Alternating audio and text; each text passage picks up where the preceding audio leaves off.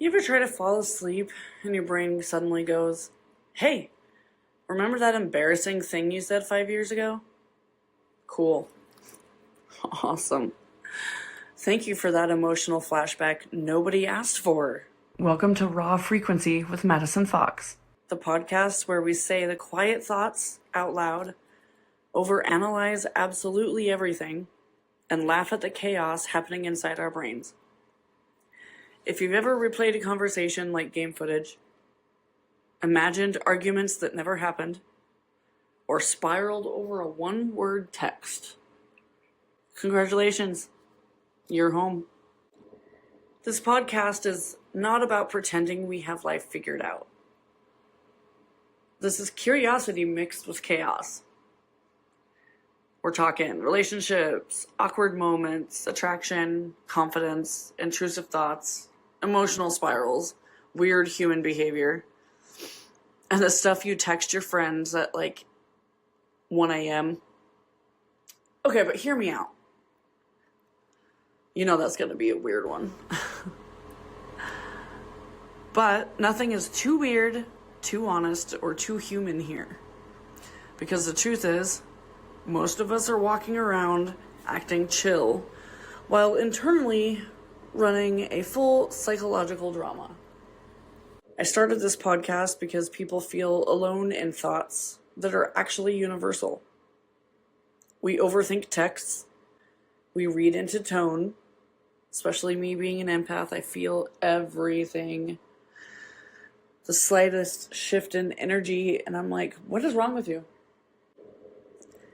And we replay conversations like courtroom evidence. And everyone pretends they're the only one doing it. Spoiler alert, we're all doing it. So instead of pretending we're perfectly composed adults, we're going to explore the messy middle of being human and laugh about it. I want to talk about overthinking. It's pretty crazy because it starts small normally. Someone texts back the letter K, and suddenly your brain's like, they hate you. You offended them. This friendship is over. Start a new life. Meanwhile, they're just busy. Our brains are survival machines running outdated software.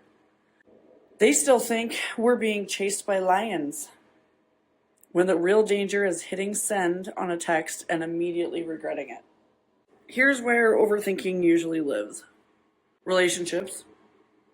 Reading tone like it's ancient code. Social situations. Replaying every sentence like, why did I say that? Who approved that? Confidence.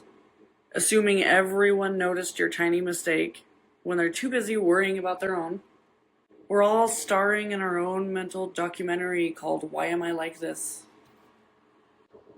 I once convinced myself I ruined a relationship over something tiny.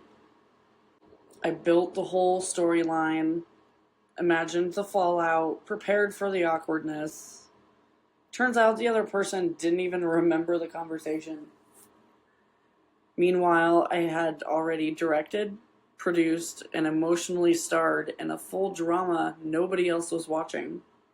And it was all because I received a short text and I immediately thought I did something wrong. For many of us that do this, it's usually caused from some sort of trauma, you know? But our brains are fucking weird, man. It's crazy the amount of emotional turmoil we go through in a day for no reason.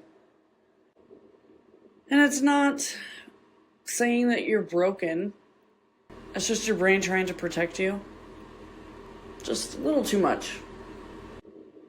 It's pattern recognition on steroids. The trick isn't to eliminate overthinking. It's recognizing when your brain is being dramatic. Sometimes the healthiest response is, thank you, brain. That was unnecessary. You know, the funny thing is, once you realize everyone else is also spiraling internally, you stop taking your thoughts so seriously. Life is messy. We're emotional, curious, we overanalyze, we misread things. And that doesn't make us broken.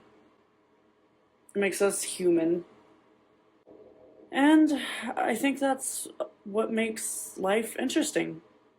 Because what would be the fun in pretending we're perfectly composed all the time? Nobody is. Everybody's crazy. It's just the matter of level of crazy that you are. Whether you need medication, counseling, I need it all, by the way. But yeah, life is messy. It's chaotic. I seem to make mine a little bit more chaotic than it actually is. At least my brain does. It's pretty crazy. But I enjoy this crazy thing called life. I've come to realize that you need to appreciate the little things. Every little thing. Even if it's something super simple, like somebody brought you a candy bar. Your favorite candy bar. They brought you a soda. Your son smiles at you when you're sitting there frustrated trying to figure out how you're going to baby-proof your apartment because he is now crawling faster than the Grudge bent over backwards running up the freaking wall. So, yeah. Enjoy the little things because life happens too fast. Way too fast. You'll miss it if you are too busy overthinking. I wanted to create a space where conversations feel like the ones you have at 2 a.m. with friends. Random, deep, hilarious, slightly unhinged, and somehow meaningful. Today we're kicking things off with stories, thoughts, and a guest who's going to bring his own perspective into the mix. So buckle up. The shit's gonna be fun. Well, I've got Matt here with me. He is from BIGOtv, the app that I go live on, that I'm currently recording on. And he wanted to join the segment today. So we're gonna go over a couple topics and just ask him a couple questions and see what his outlook is on things and see if he's just as fucked up as we are. Let's start with something simple. Why is it that the first episode of anything, TV show, podcast, feels like jumping out of a plane with a parachute you hope works?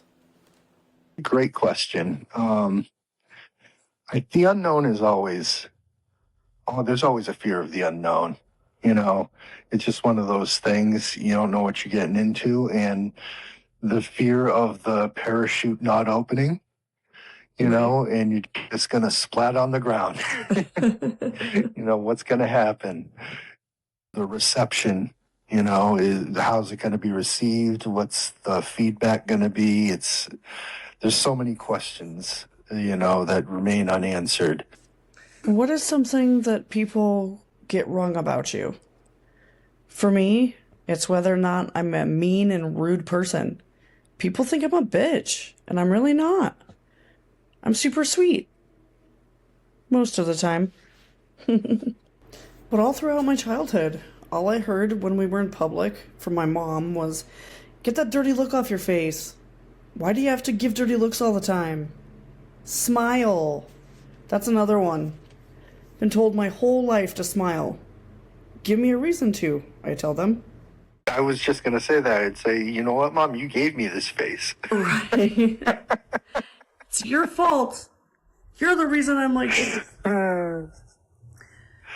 But, yeah, for the longest time, I didn't understand why she thought that I was giving dirty looks all the time. When I started school, I would have kids come up to me and be like, oh yeah, well, when I first met you, I thought you were a bitch. Because you were really quiet and you had this, like, dirty look on your face. I was like...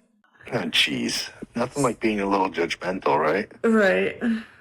It wasn't until high school, I think, that the term resting bitch face became a thing. And that's when we realized I'm not alone in the RBF world. I don't know how many times I heard, if looks could kill.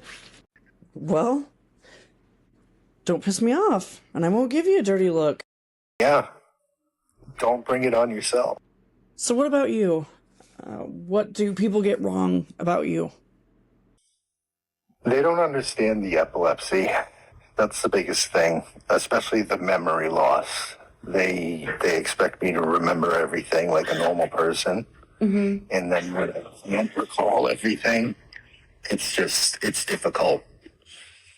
Right. And that's just the biggest challenge, I think, is like having a regular conversation with someone. And they're just going about, oh, remember we were talking about this or doing that the last time we hung out or something. And I have no recollection at all whatever they're talking about. And like, you have to bring about the whole story from the get-go. Right. And even then, sometimes I'm like, okay, if you say so. It's just, there's nothing there. And it's really frustrating. Like, I've lost years of memories, like just complete blank slate. And it's sad and frustrating, but it is what it is, and there's nothing I can do about it. I mean, I can look at pictures and be like, oh, okay, I know that's my grandfather or something like that, but right. I have no idea when this was taken or what we were doing or aside from like, oh, okay, we were fishing because we have fishing poles in this picture, but I don't know where we were at or anything, what the context was for the photo. That would definitely be hard. Yeah. And it's especially if there's no notes or anything on the back of them. I wish we had done more of that when we were younger, like gone on the back and like done more labeling and stuff. But you don't think of it at the time, right? Yeah, I remember my grandma's photos all had like the date or names or something on the back. Yeah. And now we don't even have actual photos. Like, I don't have a single photo hanging on my walls. It's all decor. Yep. It's all on our phones and tablets, and unless you print them out, which, how many people actually do that anymore? Not very many people. No.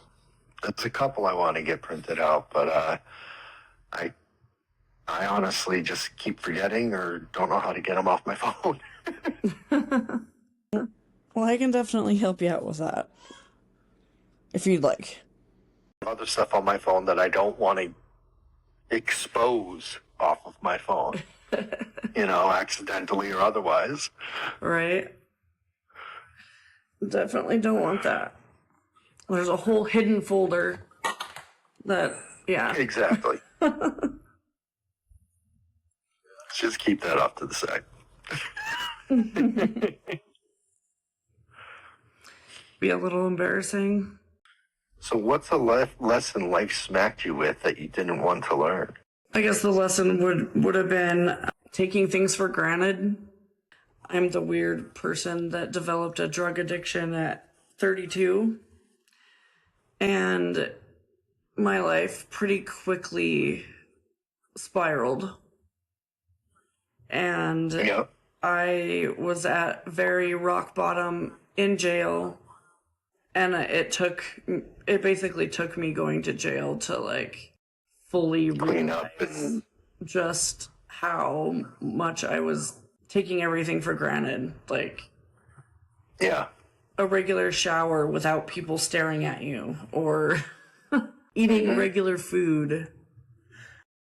I ended up spending 72 days in jail, and by the end of it, oh wow,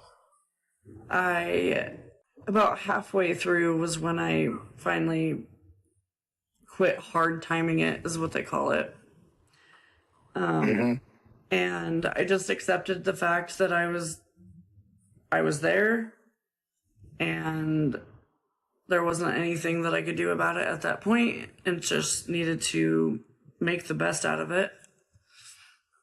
Yep. So I ended up joining the workers' pod, doing laundry, because at least then we were able to have an open dorm. There was a microwave. They brought us ice. You know, like, Yeah. things that we take for granted all the time and don't even think about not having. But yeah, it's crazy. Yeah, that's probably my life lesson. Yeah, for me, I'd say it was when I woke up from my coma. I mean, same sort of thing. The little things that you lose that you take for granted. I mean, you don't think about these everyday things until they're ripped away from you forcibly, and you're just stuck on an island.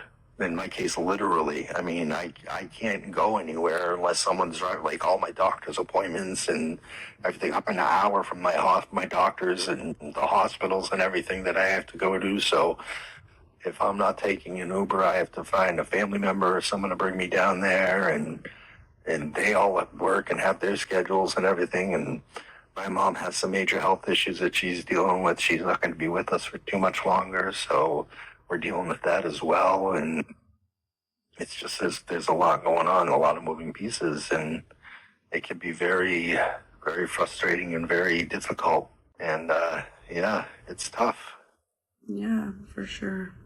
Very difficult. But the memory is the toughest part, because I used to be very sharp with my memory and stuff like that, and to have that just holes, it's like Swiss cheese. Mm-hmm. It's brutal. That's how it is with me too, because like you said, like, I had a really good memory. Like, I had my driver's license number memorized, my debit card number memorized. I could memorize people's phone numbers. And then after getting clean, it was like I felt stupid for a while. Like, my brain just wasn't functioning. It was like trying to repair itself and everything. So, like, even now, in order to remember anything, I have to write it down or have Siri remind me or something, because it's not coming back. And it sucks. But, you know, it's life. You do what you need to do. Keep moving forward. So we're going to go ahead and go on to the next segment. What is something people massively overcomplicate? Honestly, almost everything, especially decisions. People will sit there and analyze. They'll sit there analyzing every possible outcome, like they're trying to predict the future. Well, the simplest move, just do it. Do the thing is usually the right one, the right thing to do. We're convincing ourselves that we need perfect timing, perfect situation, perfect planning, and we're freezing, immobilizing ourselves and never moving, while creating more stress, and it's self-created hesitation. That hesitation is brutal. It's like we're scared of making the wrong move, so we make no move, which is actually worse. Mm-hmm. Exactly. People think inaction is safe, and it's not. It's just safer because nothing changes. Growth is uncomfortable by design. It feels easy all the time. You're probably not pushing anything. Right. Exactly. I would rather do something and not regret it later, though. And on to the next. How have you dealt with loss in your life? I know I've had quite a bit. Geez, that's a tough one.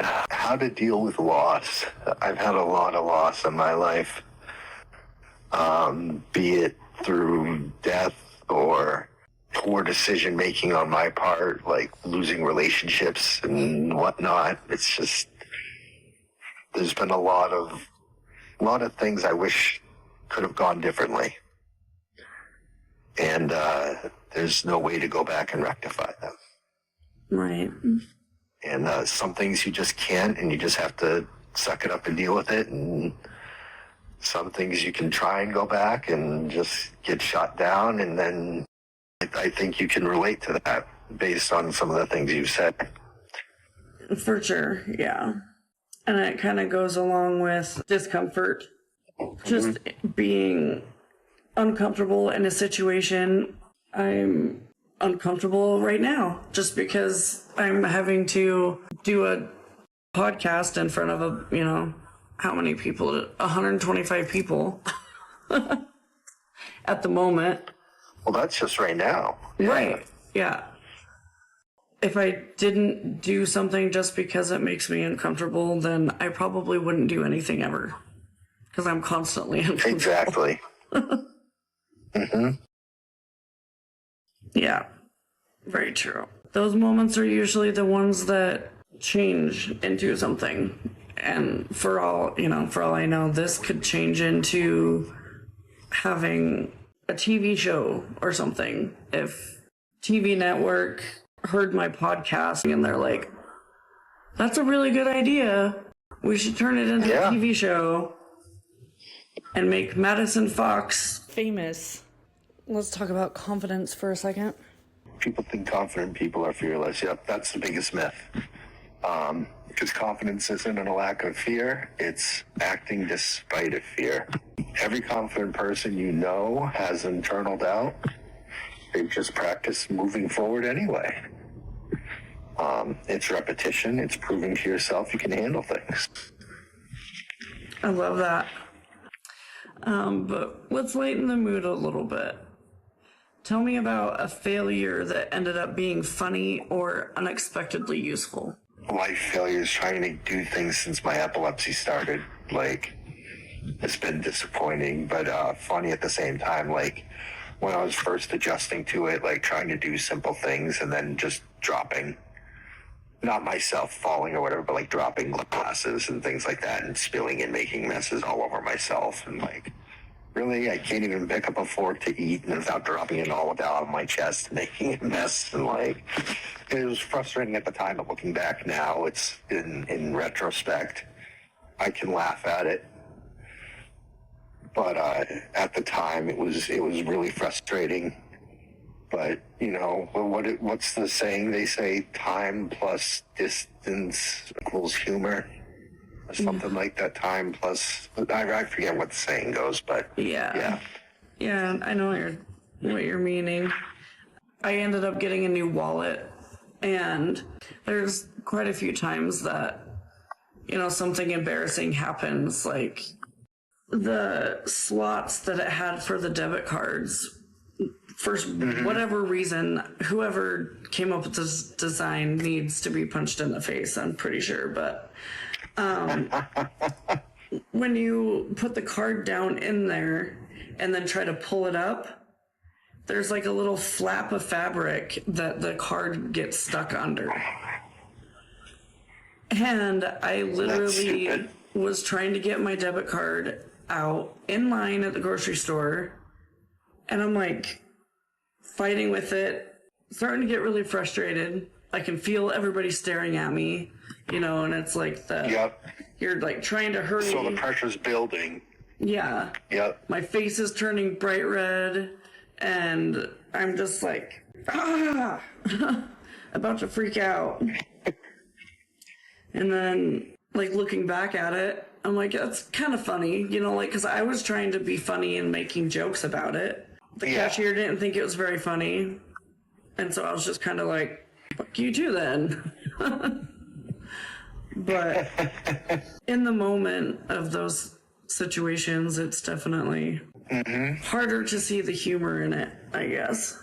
I mean, there's been times I've overprepared for stuff, rehearsed everything, and then when the moment came, none of it mattered. And a lot of that it goes back into my epilepsy and everything, and just no matter how much I prepare, you get in the moment and it just poof, disappears. out of the brain. It's just not there anymore, and everything went sideways. But sometimes it still works out, and other times I'm just left standing there like, hello, can anyone help me? Why am I here? What am I doing? What am I at the registry for? You know, what am I doing? But that's when you learn adaptability beats perfection. It's very powerful. And it's a very good message for the first episode, I feel, as well. So I appreciate that. Thank you. Yeah, plans are great until reality shows up. I mean, the real skill is adjusting without panicking. Right. That's the biggest thing. I mean, that was the biggest adjustment when it first started, because, I mean, sometimes you get what's called an aura, which tells you you're going to have a seizure, and sometimes you don't. And you just drop and flop, which is how I call it. I'm gonna just drop and flop. So the real skill is adjusting without panicking. And how am I going to deal with this? If I know it's coming, okay, I have to find someplace safe. I got to sit down. I got to lie down. I got to get someplace safe where I know I'm secure and I'm solid and I'm with someone that knows what to do when this happens, you know? Or I can tell someone, okay, this is about to happen and this is what you have to do. Call an ambulance if this happens, or you know, just this is what needs to be done. Right. And it's learning how to adjust on the fly. If someone listening feels stuck or overthinking or waiting for the right moment, what would you tell them? Don't give up. Hang in there and ask for help. There's always someone out there that's in your situation. You just got to find them. Right. And especially on the internet, there's a resource for you. You just got to search. Google is your best friend. Yes, I love Google. And now I'm actually finding myself using the chat GPT pretty often. So I just ask whatever question that I would normally put into Google. It's pretty crazy, the technology, how everything is advancing, but gotta adapt. Absolutely. Matt, thank you so much for being here and sharing your story, talking openly about epilepsy, the challenges, the reality of it, and what life actually looks like.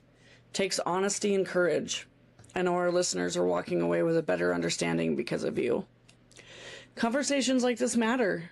The more we talk about epilepsy, the more awareness we create, and the less people feel alone navigating it. If one person listening feels seen, understood, or learns something new today, that's huge. And that's episode 1 of Raw Frequency with Madison Foxx. And honestly, this is exactly what I wanted it to feel like. Real conversations, random turns, and moments that make you think or laugh. If you made it this far, thank you. Appreciate you. This is just the beginning. Next episode, who knows? Until then, stay curious, stay honest, and don't overthink everything. See you next time.